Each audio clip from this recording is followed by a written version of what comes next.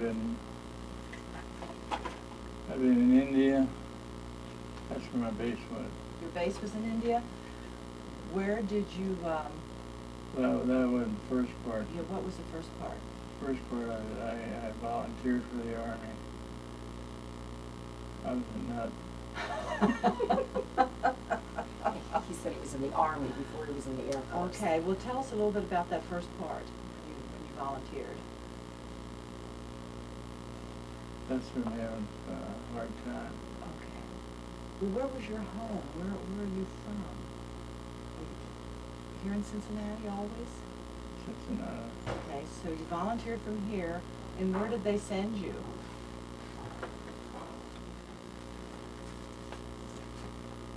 As far as I remember, up east. Were you in East. Connecticut? Didn't you go to Connecticut first, Yeah. Dad? And how old were you? I was too old.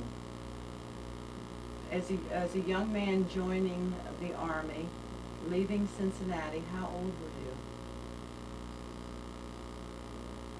Were you in your 20s yet? The only part I remember now, I was 32. When you got out. Yeah. So I think you were about 29, weren't you, Dad? It's hit and miss. Okay. That's true. I told Rosa, and I said, I can't hardly remember stuff. Well, that's okay. You remember the good part. I'm just trying to get to some of the little details. So about age 29, you went to Connecticut for basic training? I went through the whole thing in Fort Knox, over here in Kentucky. Okay. And I went up to Connecticut, I think it was Connecticut, Yeah, I think it was up the east, yeah. along the seacoast. Is that the first time you had seen the sea? What's that? Is that the first time you had been in that area and to see the ocean? Oh, yeah. Mm-hmm. And what was that like? What do you mean? Beautiful, beautiful country. And we used to go out and pick blueberries and things like that to make pies. It's kind of, that's just the beginning. Yeah, that was the easy part, wasn't it, Dad? Oh, yeah. So you made a lot of friends there. Yeah. Were you homesick at all, or were you too busy? Didn't have time to be homesick. And can you kind of remember how long you were there? Not very long. I moved us around. Okay, where'd they move you to? Basic training it was. Oh, okay. Morning. And then where did you go from there? From Connecticut. Got a permit, huh? That's where, I can't remember. When you went overseas, Dad, where did you first land at? When you went on the ship, you said it took you like a couple weeks to get overseas. Oh, yeah. And where did you land at? Where did the ship go into?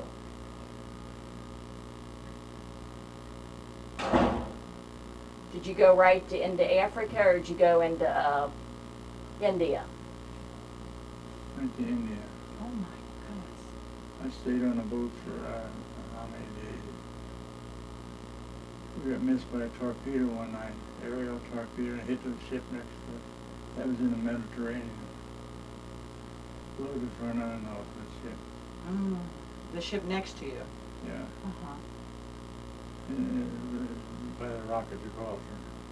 Okay. In that area. They didn't sink us, but they didn't sink either one, but the one they hit blew the front off. We lost a lot of men there. See, when the ship goes down, they don't want to lose all men. Some men, I don't know how that happened. They try to lock the door. So they don't lose any more than they have to. Uh-huh. Tell us a little bit more just tell us whatever you remember about that time. Well, it just happened one night.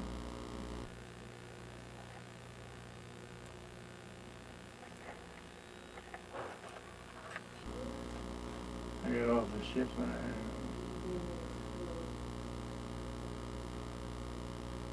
We landed in India, Bombay, and it's vague in my mind. Well, that's okay. Just try to think of some of the things that stand out. And one thing I remember is an Indian woman come up and handed a baby to a soldier. And he accepted, and that's the law. I found that that's the law. He accepts it, that's his baby. Oh? Well, they had a bigger how to do over that. He didn't have to have it, but that's what made him do. Scared the hell out of it. I would imagine. Did you go right into the jungles? Were you already in the 1st Air Commandos, Dad, when you were in India? No. I went into the jungles first. Can you tell us? In fact, my hands, we had a machete, I was cutting palm trees down to make a bomb shelter. Hands were bleeding. And you know how I used to kept getting typhus sticks? I didn't tell nobody because I'd get in trouble. Gasoline was very scarce. I had 2-part coveralls. I never wore any underwear. I washed one in gasoline and hang it on a bush to dry. And then, well, I didn't get no typhus sticks anyhow. A lot of them had typhus sticks. Bet you smell good. Stuff like that. Stuff like that. A gasoline truck. I've seen a lot of suffering. I always remember one boy was begging me to kill him. His plane said he platoon we could operate. Big planes in the main base. We had our little planes enough to land in the jungle to get wounded soldiers out. And the enemy didn't foresee enough to do anything like that. We saved a lot of men's lives that way. That's what the part I worked in. I wasn't interested in killing. I was interested in saving lives. So you were on the plane that went in and brought the men out? And see, you said you were just a soldier and you did a wonderful thing that way. It's hard, but when you think back, Dad, that was good things that you did, because you worked on all the planes. Well, that all come later. You were on the rescue plane. You worked on the rescue planes, right? Well, I got in that later because I had training in light planes. Okay. What, can you remember how long you were in the jungle area getting men out? I was in a long time, I know. I can't remember. I think about 2 years. About 2 years you were there, and then what's the next thing that happened in your time in the service after you weren't doing the rescue in the jungle anymore? Well, see, I had training in light engines. I knew light engines, airplane engines. Okay. I never flew a plane. That'll come later. Okay. See, this first part got to make a foxhole in that. Because they're bombing hell out of us. And a lot of we didn't lose too many men there. Okay. So where did you get the training for the working on the airplanes? Right down here, Watson. Was it University of Cincinnati? Is that where you went, or? No. I went to school there early. No, this is I can't think. I mean, when you learned about the engines, airport though. down in Glendale, Milford Road. Oh, Blue Ash Airport Yeah. is where you learned about the Air Force, or about the Yeah, about airplane the engines. Okay, you went to school there. Yeah, but they had a group of us, and they take a couple, and they do something that they can then bring you and then see if they could find a trouble. And I went in by myself, and I took the gas line off and I put a rag and cloth up in it, and they opened it and I put it back on. And they worked on that thing, and they worked. I couldn't find out why the plane wouldn't start. But anyhow, that's what I found out about the airplane. I never was much for airplanes. I don't even care about flying. But you like working on the engines? Well, I don't know. I work on automobiles mostly. But I done a lot of racing. Okay, so when you left the jungle over in India, then is the next thing you did was to help them by working on the engines? That's how I got into the Air Force. Okay. And I don't remember. I hate to say things that I don't know. For sure, it's been so damn long. Mm-hmm. But did you have to come back to the States for training, or did you stay over there and work on them? No, that didn't go. They needed to see the Army, because a lot of people don't know. It's not all on the book. Mm-hmm. In fact, I fixed the plane, a buzzard went into the leading edge of it and crushed the wing. And we needed the plane. So I scouted around, I found an old orange crate. The wood is real thin, the plywood real thin. I put a rope about, I got a bucket of water, and I pulled it together and put it in the water with the rope around it, and bent. And then I sit there for a few days and took it off. And it fit right over the wing, the front leading edge of the wing. And they thought I was a genius. There wasn't any common sense in that. Well, it was common sense to you. Can you tell me some other things? I glued it on and put fabric over the leading edge of the wing so they could fly it. What kind of fabric? They regular fabric or airplane. It's the fabric I put on the beginning was generally white. And you stretch it on and put dope on it, paint them on it. And actually, if you had to go up in an airplane like that, just this skeleton, this little tubing was there around my finger. That's what it's built of. That's the part I'm interested in. John Gallagher. He was I was a good, him and I used to fly together. He knew where he was all the time. We'd go to the Himalayas, we flew in the Himalayas. And he knew we didn't have oxygen, so we couldn't get up too high.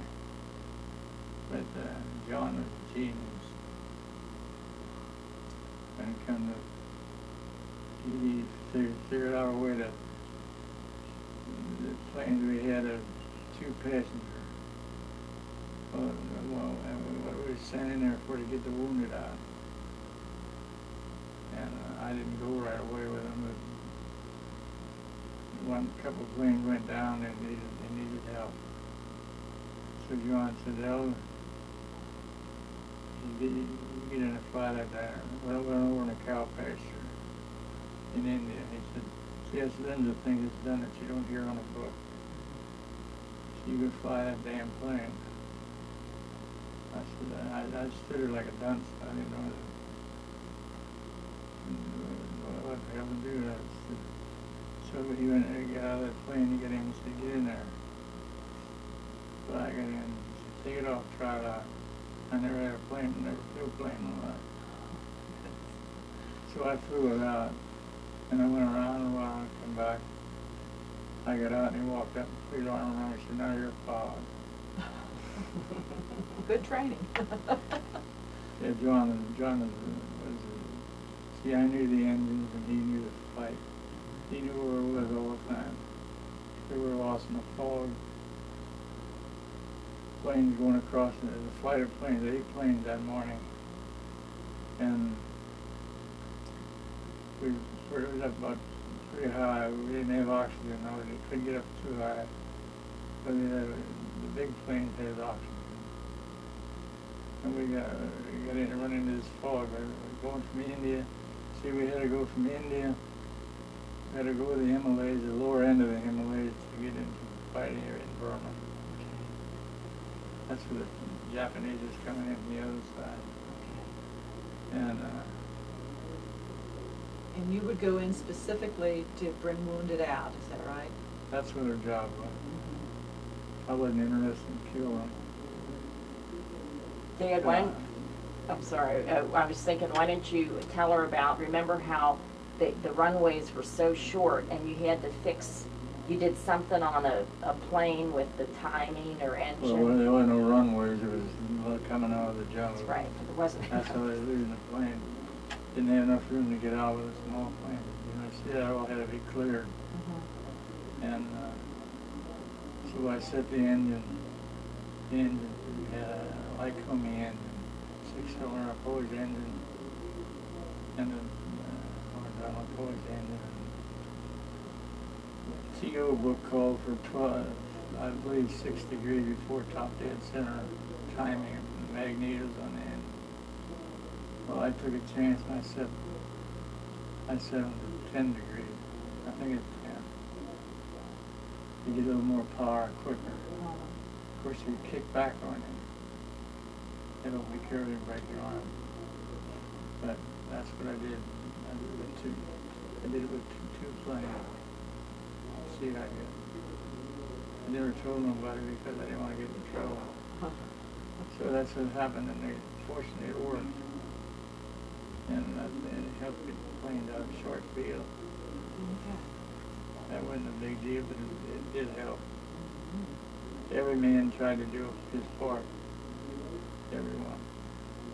John was exceptionally good. He made his. I helped with it, make a stretcher ship out to cut the plane apart, and made a place they could put a wounded man in there and take him out. That was a 2-seater plane that you took that back seat out, didn't you, to make it first? 2-seater, yeah. So you had to take the one seat out and try to make it, and for the stretcher. Made it for a stretcher. Get men out of the job. Well, the men did a lot of good.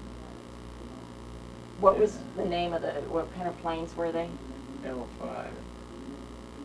Horizontal opposed engine. All fabric. All fabric? You mean the wings were fabric? Sure. Oh, I didn't know that. How many men could you take out on that plane? God, I don't know, a lot of them. You mean one at a time, though, right? Yeah, I mean, how many at one time? One at a time, because it had to be that way. All was big enough for it. Well, one guy shot another. We used to sometimes bring an enemy out, wounded. See, we wasn't interested in killing, but we could help him. You know, as the story goes, he had a mirror in his plane, and the guy was wounded. He laying on a stretcher back there, and you see him pulling, he reached for his gun. Didn't know he had a gun on. I guess he didn't search or something. And he shot him in the head. But you don't hear about that stuff. The pilot killed. He shot the fellow laying on the stretcher. He had to do it. But this guy, see, they're intense. You kill me or I kill you. See, you don't hear about a lot of that stuff. It's very, very touching. So would you just fly all day long, just go in, bring a man out, Well, just I kept didn't doing fly it? most of the time. I was in charge of the 166L squadron. I had a lot of other work to do, but then we got to the point we had to have help. I did what I never rescued near as many John and guys that worked day and night. It was my job to keep the planes in the air. He was the crew chief, right? And I had to go out to a bunch of young boys. Could get into it once in a while. But you did what you had to do, that's all there is to it. See, there's two different sections of this. The first part where I did the creek bed, that was the early part. The creek bed was there. They had to make a shelter. They come over our area and drop us bombs and things. In fact, one thing they do, and that's how I got shot from my foot. They come over there and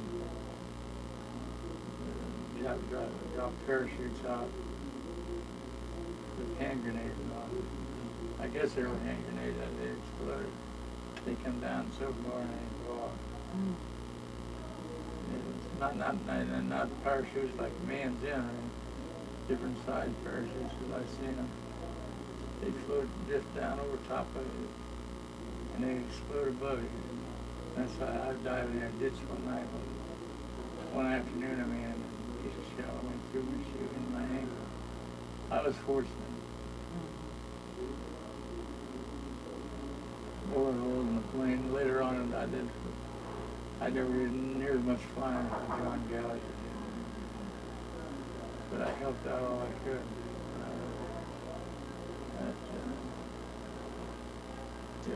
Well, we ran into an ambush one day, moving up to another area. So when I get my butt shot off, David, the soldiers in an ambush here. We had a jeep. And where was this? Hell, I don't know. We were moving up to another area. They thought it was better for us. Was it still in India or Burma? Well, it's still all the fighting is in Burma. Okay. India is on a back base on the other side of the mountain. Okay. So tell us a little bit about the ambush. What you remember. Well, I was sitting on the left front fender of the Jeep. We had our boys cut that place out. They cut that place out.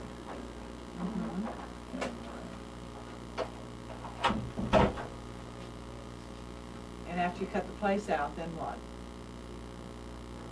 It left my mind It's because we were distracted back here. We distracted.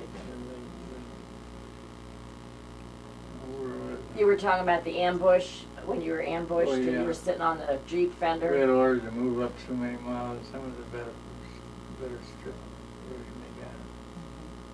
So you see the English work with them. We work with the English. We were moving up to another better area, they said. And they ambushed. And I jumped. They were in a brush on the banks of this road. See, the roads were cut out from the bulldozer. Old dirt roads. And they started firing. I jumped across the Jeep and went in the ditch right in there. I don't know where the other ones went. But the English, they had us pinned down there, and the English come along. Another group of soldiers, they come together and they wipe them out.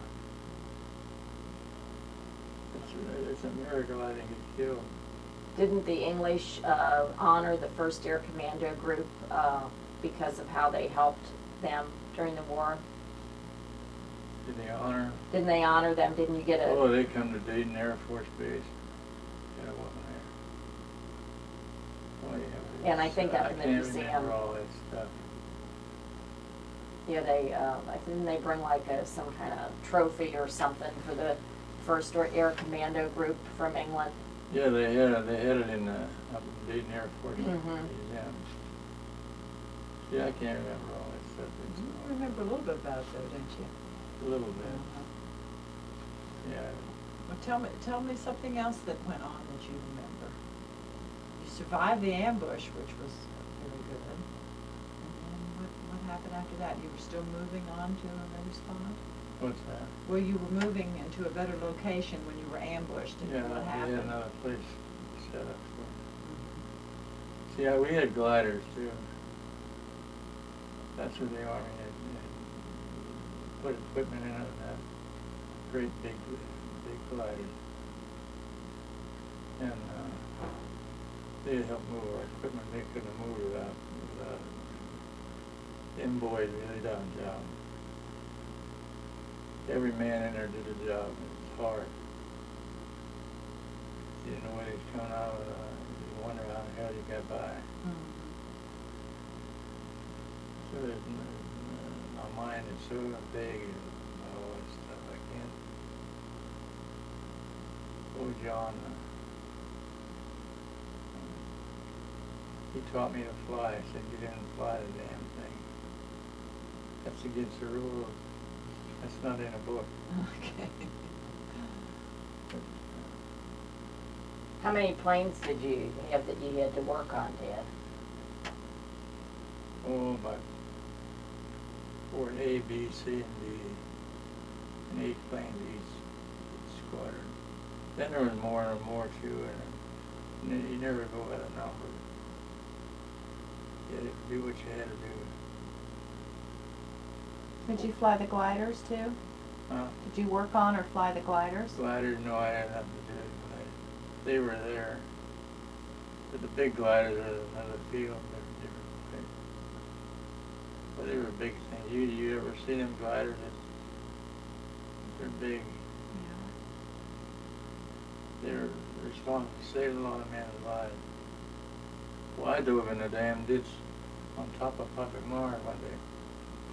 See, I had it set up on an open field. The boys were so damn hot over there, and they were working on a plane. And where the hell was I? Well, it was real hot, and you said you were working on a plane, and then something happened, and you dove on top of Pappy Myers. Pappy Myers in a ditch. So what happened to cause you to do that? She had some trouble in my mind. Did they attack the area that you had to dive on top of him? Oh no, there was a British plane, fighter, Spitz, and Japanese come in, and here he come over, really chasing the Spitz. Happy and I was down there with the boys, really working on his plane. They had dug graves there. See, because when you die, they don't bury you.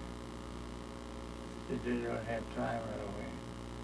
And them Japanese, I guess they were Japanese, hell, I don't know. They graves for them, shallow graves. And there they come over real low. Zapped the ear with a machine gun on a spit. Real low over the top of the hill. So Pappy Myers, he dove in the ditch, he dug out for a dead man. He dove in and I dove in on top of him. But we survived. I don't know how many, 5 of them, they was running down through there, trying to run away, came out for another way. But that's the excitement that hits you once in a while, you don't know what to do. They'd been better off had it dropped to the ground. But we can say that now because we don't. When things are flying apart, you don't have time to think of what. Didn't sometime, I don't know if it was you or somebody, it was like you dug out latrines for, and you jumped in that. Speaking of jumping in things, I remember hearing that story once, that you had to, because you just dug out for your pit toilet, right? Like a trench.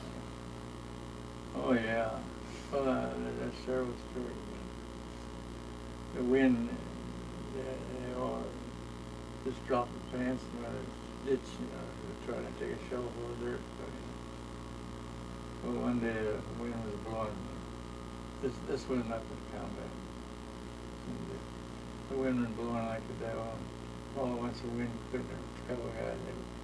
The wind stopped all at once and they fell back in the poop. Just,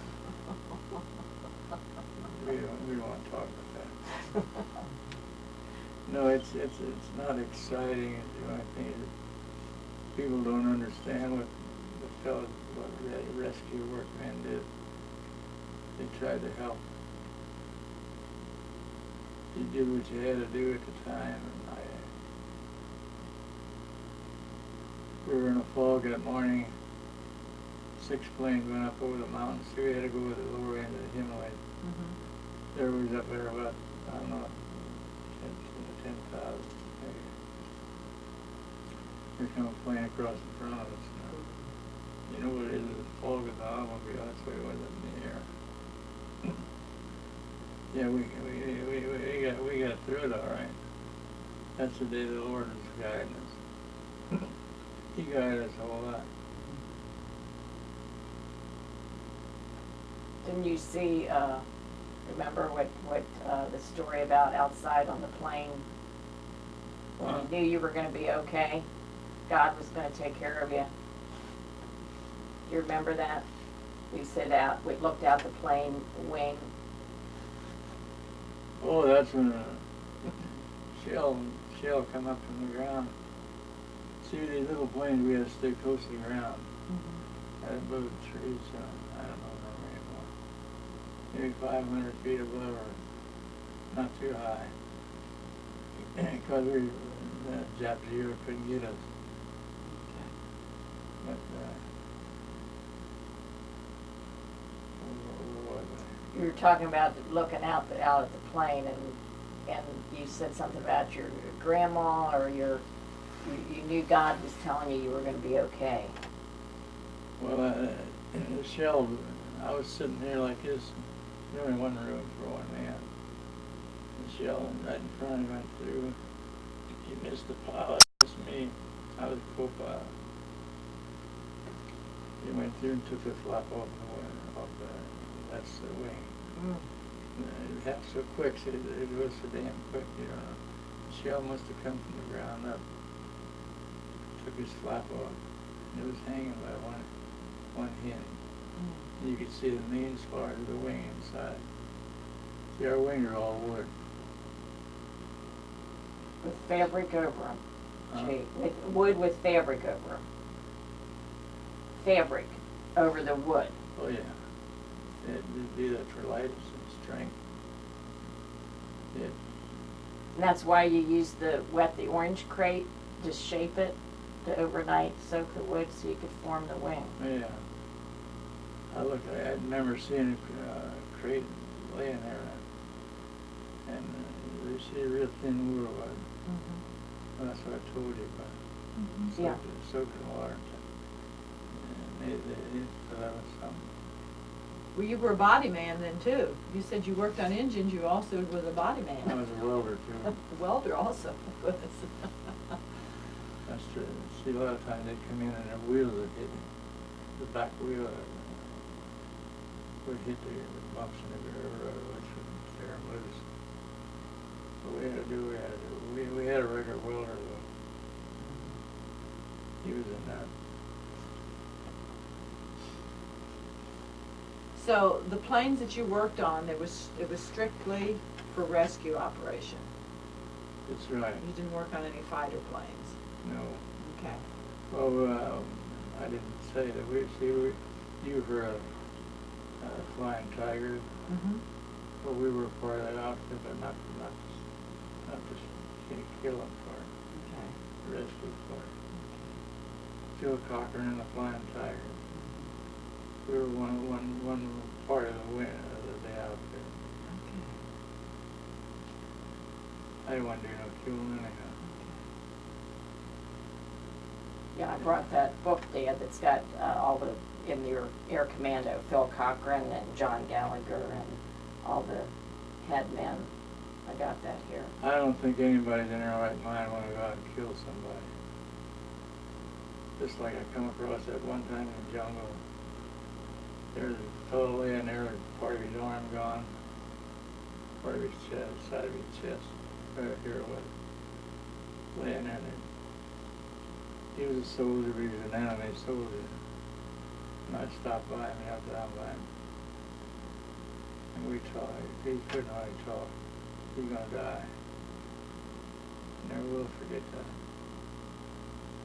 And I thought it was really nice. I always thought that he got a mother like I got a mother, mine on the opposite side.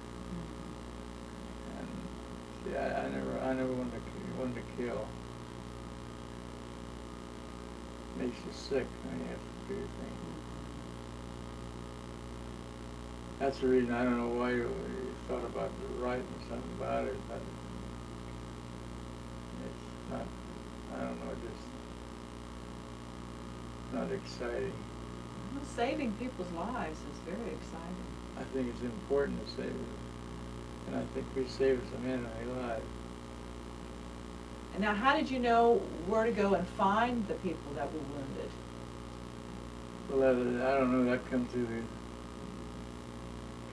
somewhere, I don't know how. Like the command. They just told us where to go. They tell you where to go. Had enough to do with our work. We had some good boys, we had good pilots, good men. And Well, good mechanics. What they used to do too, the pagodas over there, you ever heard of them, pagodas, the temples where they worship on a hill. Our boys used to go over there and swoop us. See, they'd have an ambush set up for mostly against the British. They'd swoop down them pagodas. They'd drop these parachutes out, not parachutes. But these boys were good. Fly down low enough and throw it in a doorway as they went by. A hand grenade. Oh my gosh. Well, see, that's not in a book. I'm sure. But they did it. I never did that, but I could cover for them. But them boys did anything. Is that the English you're talking about? Huh? The English? No, that was American boys. Oh, okay. We American boys done all the flying. Okay. The English were infantry men. But I always thought that was pretty damn good flyby. See, they have a whole battalion of soldiers held up to get through. And they'd call us. They'd go up there and fly down low enough, hang in the doorway. There's a lot of things done not in the book. See, people like to hear excitement, but not all excitement. Well, yeah, that's what you've told us. It's pretty doggone exciting. I just can't remember everything the way it was. So Well, that's okay. Tell us some other things that you do remember. I don't know, I told Rosie last night my mind's getting to be a blank. I don't know. In fact, I told her, I said, I don't like to do this at all. Can you see these pictures that I've got that she shared with me? Can you tell me what this plane is? That looks like a B-25, I think. B-25. Now, did you work on that? Oh, no. No? I work solely on a small plane. Okay. Now, what are these pictures about? I don't know. I think it's mostly in the Mediterranean or somewhere around there. Okay. There. Did you take that one from the plane? I didn't take any pictures at all. Yeah, I don't know where these came from. They were with his army. Now, are these those little parachutes you were talking about that had grenades on them? No, not all of them. They come flying over. I never had time to look up and see what the hell was going on. I was diving in a ditch. That's how I got it shot when I went through my shoe. My feet wasn't as fast as I was. You don't think about all that stuff. What happened with the guy in the jungle, the enemy soldier that you met? What's that? The enemy soldier that was wounded? What happened with him? Well, I was going through the jungle that day, actually, yeah. That was in a different area. That wasn't in Burma? But yeah. It was? Just a Most different of area. all the fighting was there. Okay. Then we went to, we only went to England one time. We didn't fight there at all. Now, was this a German or Japanese soldier? Japanese, as I remember. Yeah, you were with all the, I think they were all Japanese that you were fighting, weren't Yeah, they? that's what I remember. I don't remember too much. Is this one of the planes that you worked on? No, that looks like a fighter. No, the ones I worked on a simple airplane. Mm-hmm. Just simple. Just like they have up here at the Watson Airport. A little bit bigger than that, but not much bigger. Okay. They had a wonderful engine out. Mm-hmm. Of course, I don't know, 600 horsepower. They were a good plane. They were like a workhorse. Okay, Dad, tell me about when that was taken with those hard hats on. Well, that there is what I learned. See, I wasn't born Catholic. Mm-hmm. I was born Protestant. Mm-hmm. My wife is Catholic. And we got along wonderful. I learned in there about religion. There's Herskovitz, he's a Jew. Kunz, he was Catholic, and I was Protestant. So these were your best buddies in the service? They were in the first part when I first went over there. Uh-huh. You know, they were with me. They weren't with me most of the time. I was with Gallagher and a bunch. Most all the time. I was with these guys. But I learned, you learn we're all after one God. But we don't, religion don't, it's religion, we've got to have a religion. And we learn to live with one another. Mm-hmm. Herskovitz is a Jew. He prayed the same as I did. Tell me what these men did in the service. Well, I wasn't with them that long. Okay. See, I was shipped to different places. In fact, I wasn't in any combat at all with these two guys. So these guys were combat pilots? No, they were more or less what you call infantry. Okay. See, I started out with the infantry. Mm-hmm.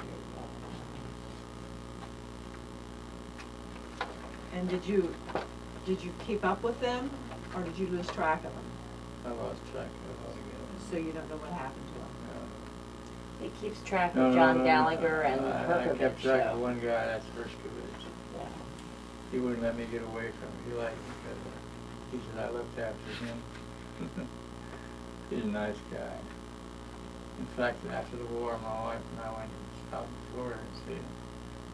Yeah, and his wife. Yeah, he was a nice fellow. He couldn't do enough for me.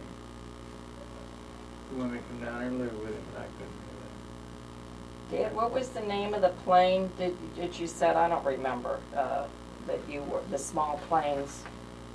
L5. L5. Here it is too. Oh. Does that That look shows familiar? That's a helicopter. What This about way. over here? What about on that side? There's the L5. Okay. She was small enough and put a stretcher in the back. Took a seat out there and made a stretcher out. We saved a lot of lives. Did they break down a lot? Oh no, No. they were a good plane. Real good. Is this one also? That's it, that's an L5. Okay. Yeah, they were a good plane. Is, because they were small, is that how you could get in and out so quick? You know, short fields and they were built so sturdy. Mhm. They were the wings and everything. Now right here is where the buzzer hit the wing and it caved it in. That's where I took the piece in it. Mhm. I was thinking about it the other day. I got talking about it. One of my planes still around. They sold it to the government over there, it's overseas. Different. Some private plane. Some of them went to, where in the hell is it? Australia. Australia? Yeah, they said, oh yeah. Mm-hmm. It's a small world, really. Yeah, you got a letter about it from somebody in Australia wanted to know. They gave Dad's name about the L5s. They were trying to reconstruct an L5. And he wrote a letter, I found that too at home, that wrote a letter to you about how any information you can give on reconstructing See, an all this, L5. all this stuff, not exciting to me. that's because you know about it, but those of us who don't know about it find it very exciting. Probably, I don't know. I don't think anything, when you gotta go out and shoot people and things like that, why we have to fight anyhow.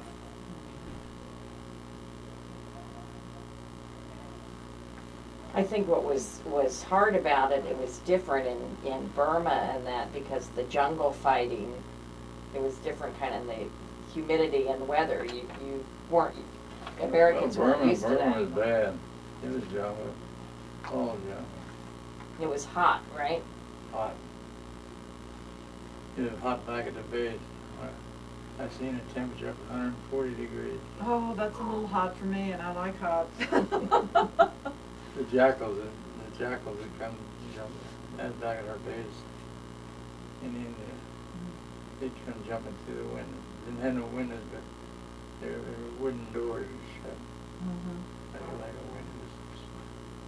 Oh yeah, they'd come in, they'd be hungry. And they'd attack you? Or just go for your We food? had to chase them on if we would, if they didn't fight. You got malaria when you were in Burma, didn't you, Dan? Yeah. From the mosquitoes. And the nurse, they took me to the hospital. And nurses, all of that, I mean, it was the GIs over there, they had a shield around me. The nurse had to wash me. And cat call and backboard and all. Ornery GIs.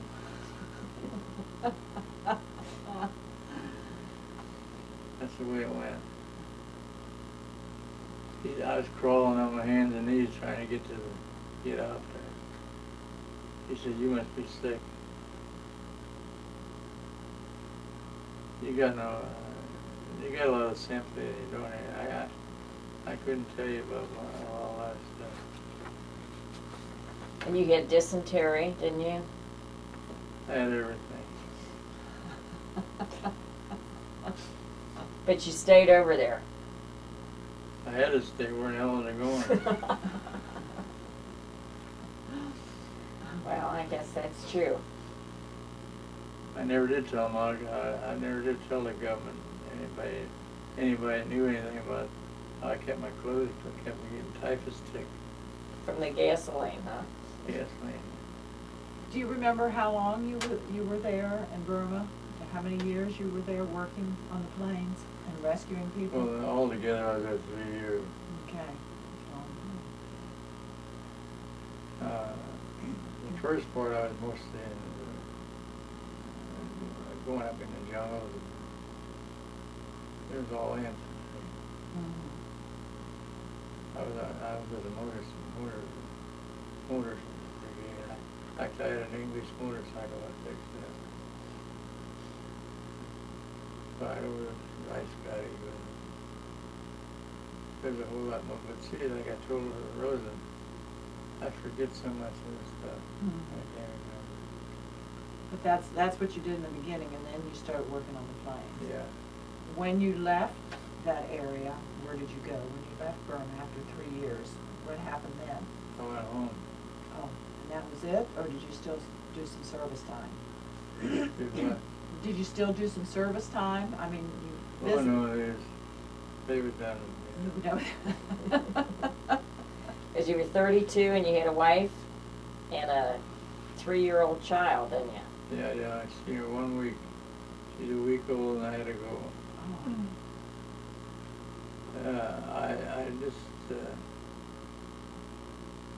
I really didn't want to go, and then again I wanted to. You wanted to serve your country. They were going to get me anyhow. So that way I wasn't sure I was going to get into this. I really didn't want to go to war. I'm not a warrior. I'm a better lover than I'm a warrior. But you found something that you did very well to help, and that was. Well, I knew the airplane. I knew the airplane. That's what I got. And the Army's a different thing. When you're in the Army, you don't go say, man, you don't go say, he won't do this job now. You don't do that. You don't go rat on him. You tell him, just like Jim Hill. That's one incident I don't remember Jim. He was a pretty good guy, but he'd done to do his own thing. Well, you can't do your own thing all the time. You gotta go by rules and regulations. And we didn't have nothing to do. We didn't want him laying around the barracks. So I tell him. And I told Jim a couple of times. He didn't come down on the line. So I went noontime after they had the shower. That's when I was in India. I said, Jim, I want to see you after lunch, after the shower. What do you want? I said, I just want to talk to you. So I waited outside of the mess hall when I got done. He came out. He said, what the hell do you want? I said, let's take a walk. There were sand dunes and we walked back through the hills a little bit. And he stopped and I said, Jim, I got a job to do and you got a job to do. We're supposed to come on the line. I have to come down on the line. All the other men have to come on the line. I said, you have to too. And he told me to go to hell. So we had a little scrap. And we both stand there bleeding a little bit. And I said, I don't like this any more than you do, Jim, but you come down on the line the same as I have to do it and you do it. If you're not down there no more, we'll do the same damn thing. So but see, he respected me and I didn't go and rat on him. Yeah. And he was a good mechanic. I didn't want to lose him. So it worked out all right. We got along pretty good. I gave him a sword, cutlass sword I got from a Japanese office. Did he come down the line the next day then? Yeah, he had to. He didn't want to fight any more than I did. I didn't want to fight. I didn't want to rot if I went and told on him, like they do here in civilian life. So and so won't do this. Then I'd have been a shitty go. But I didn't want to do that. I had to do what I had to do. I didn't enjoy it. This thing, the Army's a lot different than civilian life. Oh, yeah.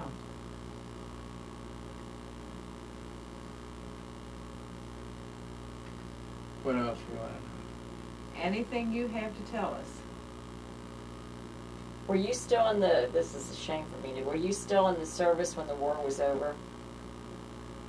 Were you home when, at the end of the war, were you already home, Dad? I don't remember that. When you got your orders to go home, was the time up or the fighting was over in India? It seemed to me that, as I remember, I just went into service. When they called me, I didn't go through a lot of rigmarole. And I come out the same way. Okay. I didn't go through any discharge things or anything. I guess they was sick of me.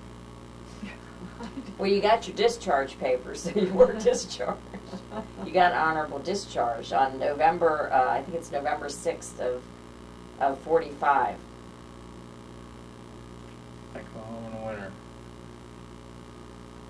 So you probably headed home then at that time. After being in that heat all those years, you probably were glad to see winter. Yeah, well, it'd rain, you just let the clothes. They'd have us out there in the evenings, having a show or something, back in the base. Mm-hmm. And you just sit there in the rain and don't go in. Water run out of your boots. Clothes are dry on you. Well, there's a lot more to it than. See, the Army don't want people to know. Well, I guess they don't care either. But there's nothing exciting about that, so they don't publish it. See, it's like I told Rosen yesterday. I said I get so I can't remember things as much as I used to. There's a lot more I just can't remember. Okay. Anything come to your mind that you want to share? Anything else? So I said I can't think. Got any words of wisdom, Dad? Yeah, this is gonna be archived in the Library of Congress, so more generations, younger generations will see it. If you had to tell them anything, what wisdom would you pass on after this, serving this way to the next generation? What would you need to say to them? What message would you like to leave them? Pray for peace. The war is not exciting. You just have to do what you have to do. There's no joy in killing anybody, and you don't want to be killed yourself. You don't have time to think about it. You dive in a hole or whatever you have to do, you do. War is not a pleasant thing. People go to shows and see the things, and excitement. It's excitement, but maybe to sit in the show and watch it. There's no excitement, there's a lot of hell.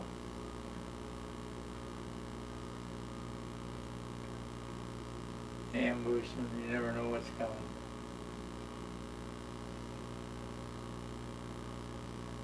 I can't understand why we can't love one another. Why we have to have all that stuff.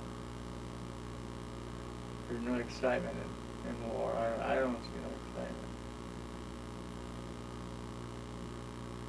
Sometimes you run across a windbag, you think, you want to blow about war. I don't think it's a bit of it. I don't think much of it myself. I do what I had to do. Some things I regret I had to do, but that's the way it was.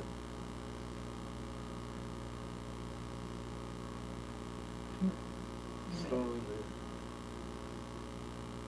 they're just like we were all like man. Only he's on the other side. Why he's on the other side, I don't know. They got him all talked up with what are you doing right and what I'm doing wrong. And my people got me all talking, snowed in about what I'm doing right and they're doing wrong. If we could just settle things peacefully. There's so much hatred in the world. Yeah, like I said, I'm a better lover than a fighter. Thank you so much. Thank you very much. That was so nice. If there's anything else you want to ask me while you're here, I mean, I can't, like I told her, I can't hardly think of the thing. There's a lot more Either good, one of but you, if you have any questions. I just can't think about it. Well, yeah, I think you did very well. You did a great job. I know there's a lot more. Yeah, Where that's you all right. don't get to wash for weeks, several weeks. Get to smell like an animal, I guess. I don't know. Nobody noticed, I'm sure. Oh no. And he was glad to come home. I know he's always told the story about with my older sister. She was 3 when he came home, and that's the first time he saw her. And so she was used to sleeping with my mom. So when he came home, well, she was still in between him, and he put his hand around to touch Mom's head, you know, and she reached up and took that hand and put it right over there where it belonged. Didn't she, Charlene? She didn't say nothing. She just her eyes, and then I took my arm and put it back over her. Where it belonged. No, I had this one day I come in, I had 5 bullet holes in a canopy of the plane. Right where my head would have been. I still don't understand how the hell I got by without getting killed. And it was so clean cut through the canopy. Because took maybe a 5-inch circle around. They were real close to the 5 holes. I went through one side and out the other side. So it takes about half an hour to get you warmed up, doesn't it? He said it takes about a half an hour to get you warmed up. I can sympathize with that. Yeah. Well, there's nothing pleasant about it. Well, you know what's pleasant is you're a very pleasant person. You are a very pleasant person.